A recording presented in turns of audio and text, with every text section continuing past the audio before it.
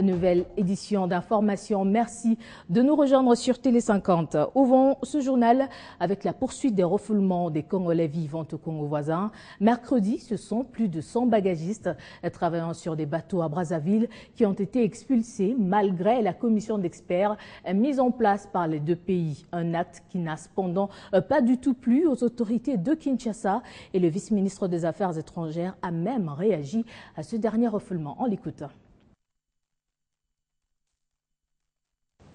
Il y a une commission qui travaille à Brazzaville, une commission mixte composée des experts de Brazzaville et des experts du Congo-Kinshasa. Et ce qui avait été convenu, c'est que lorsque le Congo-Brazzaville veut faire partir nos compatriotes, eh bien cette commission doit regarder au cas par cas pour qu'il n'y ait pas d'abus. Hein, vous comprenez? Et que les Congolais de Kinshasa qui sont là-bas, qui sont en ordre de séjour, qui ont des titres réguliers, ne doivent pas être inquiétés. Mais pour les autres qui n'ont pas de documents et que le Congo-Brazzaville décide de les faire partir, c'est leur droit. De la même manière, ici chez nous également, même si nous ne voulons pas tomber dans les abus et dans les excès, les personnes, les étrangers qui ne sont pas en ordre de séjour, eh bien, ils doivent quitter le territoire national, ils doivent partir. Nos services doivent également être rigoureux, ils doivent être fermes pour examiner le cas des étrangers qui sont chez nous et qui ne sont pas en ordre. À la Commission électorale nationale indépendante, les partis politiques continuent à signer le code de bonne conduite. Mercredi, l'Alliance des fédéralistes démocrates du Congo, FDCO, a pris l'engagement d'observer les règles du jeu convenues entre les formations politiques et la CENI. C'était à la maison des élections à la municipalité de la Gombe. Dirigé par Pierre Massamba Pita, la FDCO est le 283e signataire du Code des bonnes conduites sur les 455 partis politiques régulièrement enregistrés au ministère de l'Intérieur. Ce parti a déjà accrédité 2 mandataires à la CENI. Ils ont déjà à leur tour signé, depuis le 8 février, le protocole d'accord instituant le comité des liaisons entre la CENI et les formations politiques. Ces codes de bonne conduite défendent le principe d'intégrité pour les acteurs politiques en période électorale. Il aura le mérite de maintenir le climat de paix pendant le processus électoral. L'accréditation des mandataires, la signature du protocole d'accord et du code de bonne conduite se poursuivent à la CENI, qui a déjà accrédité à son tour 683 délégués des partis politiques.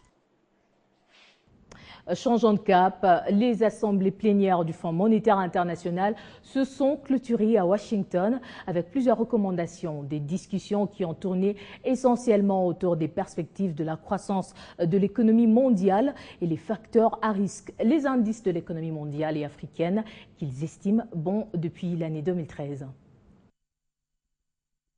Les lampions se sont éteints sur les réunions de printemps du Fonds monétaire international et de la Banque mondiale tenues à Washington DC du 7 au 13 avril 2014.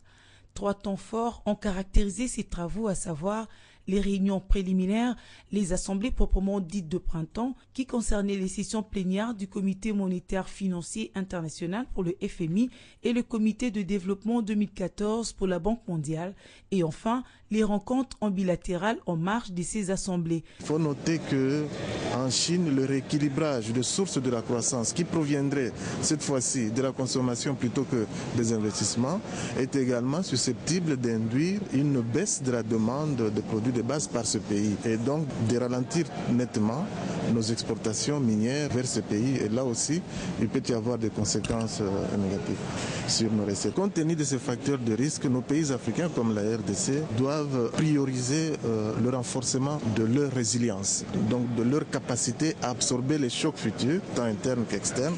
Donc il s'agit de maintenir ou d'accroître la viabilité budgétaire et de disposer de volants anticycliques ou de plans d'urgence en cas de volatilité ou de ralentissement sur les marchés internationaux.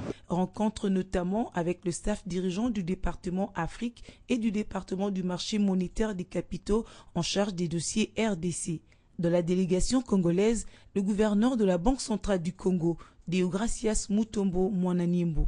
Les discussions globalement ont tourné essentiellement sur des perspectives de croissance de l'économie mondiale, les facteurs de risque, des mesures à mettre en œuvre contre les chocs futurs. En se rendant à la primature, le Premier ministre Matata Ponyo a reçu ce jeudi en audience le président général du groupe Télécom Orange. Le but de cette rencontre était de renforcer leur coopération afin d'étendre leurs activités en République démocratique du Congo. Suivez. Les groupes Orange, plus que déterminés à étendre ses activités sur toute l'étendue du pays. Voilà ce qui justifie cette rencontre entre le chef du gouvernement congolais Matata Ponyo et le numéro 1 du groupe Orange. Après les accolades, l'heure était aux échanges. Reconnu comme étant un des facteurs principaux du déclenchement de l'activité économique, Stéphane Richard a apprécié sa juste valeur l'initiative du Premier ministre conformément à la vision du chef de l'État de booster le développement des entreprises télécom. Pour nous, et il l'a fait dans un état d'esprit extrêmement constructif, de dialogue, d'échange, mais aussi avec une réelle volonté de résoudre les difficultés qui forcément peuvent survenir sur le chemin du développement.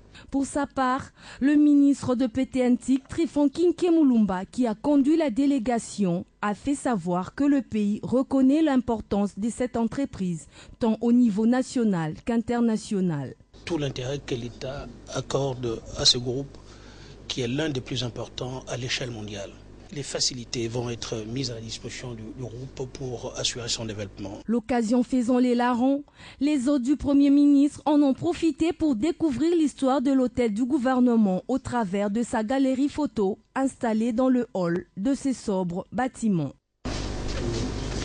Autre chose à présent, qu'est-ce que le Bureau central de coordination a concrètement réalisé en 2013 ?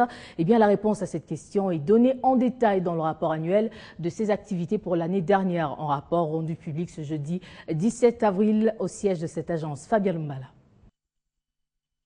Au courant de l'année, totalise un montant de 564 553 000 $ américains. 12e depuis que le BSECO est opérationnel, le rapport annuel des activités de cette agence d'exécution du gouvernement de la République démocratique du Congo, chargée de la mise en œuvre des projets de développement, est une évaluation en vue d'apprécier le niveau des contributions des institutions de la République à l'amélioration des conditions de vie des populations congolaises. Parmi les faits marquants, en 2013, Théophile Matondo Mbungu a souligné la préparation et la mise en œuvre d'un programme précis pour la construction des 1000 écoles, la préparation du volet réhabilitation de 200 hôpitaux généraux de référence et 1000 centres de santé, la préparation et la mise en œuvre du projet de construction de l'immeuble du gouvernement central, ainsi que les recrutements des 500 jeunes universitaires afin de rajeunir l'administration publique. Nous sommes très satisfaits pour l'année 2013. Dans ce sens que nous avons eu à avoir des engagements, de nombreux engagements vis-à-vis du gouvernement dans les différents secteurs. Nous voyons aussi la grandeur du défi qui nous attend pour l'année 2014. Rendre compte au gouvernement principal bailleur et à la population bénéficiaire de tous ces ouvrages réalisés, c'est le souci du comité de pilotage du Bureau central des coordinations qui fait de la transparence, la rigueur et l'intégrité son cheval de bataille. Après les barges y Arriva Entier, CEP Congo vient encore de se doter sur fonds propres de 2 barges, Ndakala et Lokoussé. Elles permettront, ces barges, de desservir les affluents, voire le Congo profond. Leur cérémonie de baptême a eu lieu à la direction générale de CEP Congo en présence de plusieurs officiels, notamment le ministre du portefeuille, Louise Munga. Regardez. Je te baptise Ndakala et te souhaite bonne navigation. Encore 2 barges de plus. CEP Congo ne cesse de renforcer sa logistique en vue d'assurer le transport du carburant en toute sécurité. Elles sont la preuve, d'une part, de notre volonté de matérialiser la feuille de route du gouvernement en matière d'hydrocarbures et d'autre part de notre détermination à offrir aux Congolaises et Congolais un service efficace et sûr, grâce à notre expertise, notre technicité, mais aussi et surtout avec des outils logistiques adaptés aux enjeux de demain. Ces 2 barges de 500 mètres cubes revêtent une importance très capitale. La ministre du portefeuille explique. Le nom qu'on leur a donné est très symbolique, Ndakala et Lukuse, et ça va permettre le désenclavement de certaines provinces pour lesquelles l'accès par bateau était très difficile. L'objectif est de couvrir l'ensemble du territoire national, mieux le Congo profond. Nous sommes en train de voir comment on peut ouvrir le dépôt de Benadibel et donc il y a tout un tas de projets comme ça. Je venais de parler avec le président de Kobil pour voir aussi dans quelle mesure on peut aussi envisager l'ouverture du dépôt de Businga qui lui peut desservir à la fois Kotakoli, Gemena, Badolité et Mobaïmbongo et aller jusqu'à Bouzi. CEP Congo continue à s'inscrire dans la vision de la révolution de la modernité, ce qui fait de lui une des meilleures entreprises publiques privées en RDC. Les prestations de CEP Congo sont très bonnes, je dirais trop bonnes d'ailleurs, parce que n'oubliez pas que CEP Congo est au service de la nation congolaise et au service du peuple congolais. Et CEP Congo est en train de suivre la révolution de la modernité telle que vue par le président de la République, de telle sorte à ce que CEP est en train de tout faire pour qu'on ne puisse pas connaître un problème de rupture en approvisionnement de carburant. Très bientôt, CEP envisage la réouverture d'autres dépôts, notamment celui d'Aketi en province orientale. Et puis la République démocratique du Congo vient de se doter de sa toute première usine mobile de construction d'infrastructures en acier. Une concrétisation de la coopération entre le gouvernement congolais et MIC Industries de Washington. Ces premiers contrats signés à Washington, aux États-Unis d'Amérique, marquent un nouveau tournant dans cette opération dénommée séduction des investisseurs. Par ces gestes, le gouvernement congolais vient d'acquérir la première unité de l'usine mobile de construction des infrastructures en acier, fruit de la concrétisation d'un processus qui a déjà fait long feu. Cette opération a commencé depuis une dizaine d'années. Le processus a été accéléré au cours des dernières années, grâce notamment à l'intervention personnelle du Premier ministre, avec l'accord, bien entendu, de l'autorité suprême du pays. Et cette première usine mobile va être utilisée dans le cadre du premier parc agro-industriel de la République. Les satisfaits est partagé, aussi bien du côté du gouvernement congolais que du côté des MIC Industries, représenté ici par son vice-président. Donc nous vous remercions également d'avoir franchi ce pas de façon à acquérir cette technologie qui va permettre d'accélérer de manière très significative le développement de vos projets. Et lorsque les équipements seront arrivés dans le pays, vous verrez que le premier bâtiment va sortir de terre et sera terminé dans un délai record. C'est en avril 2013 qu'une mission gouvernementale avait visité les installations de cette entreprise, dont la technologie permet la construction en un temps record de plusieurs infrastructures en acier. Ces contrats entre la République démocratique du Congo et MIC Industries portent sur l'achat, la formation des ingénieurs et la dotation en matières premières. Et en RDC, la première expérience s'effectuera dans les parcs agro-industriels de Bukanga-Lonzo, dans le Bandundu. Et direction le Sénégal à présent, sachez que la justice a décidé de maintenir Karim Wade, fils de l'ex-président Abdoulaye Wade, en détention provisoire. L'ex-ministre du Ciel et de la Terre, comme on le surnommait, est incarcéré pour enrichissement illicite et détention des faux comptes bancaires à l'étranger, allégation qu'il nie pourtant, mais il devra attendre 2 mois lors de son procès pour prouver son innocence. Incarcéré depuis 1 an pour enrichissement illicite présumé, Karim Wade, fils de l'ancien président sénégalais Abdoulaye Wade, en sait désormais un peu plus sur son avenir. Ce jeudi, la justice de son pays a décidé de son maintien en détention provisoire jusqu'à son procès.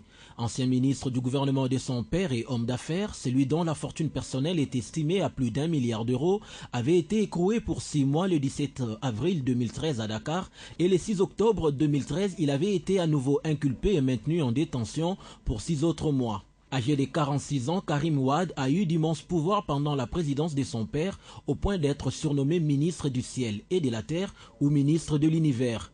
Quoi qu'il nie en bloc toutes ces accusations, il devra patienter 2 mois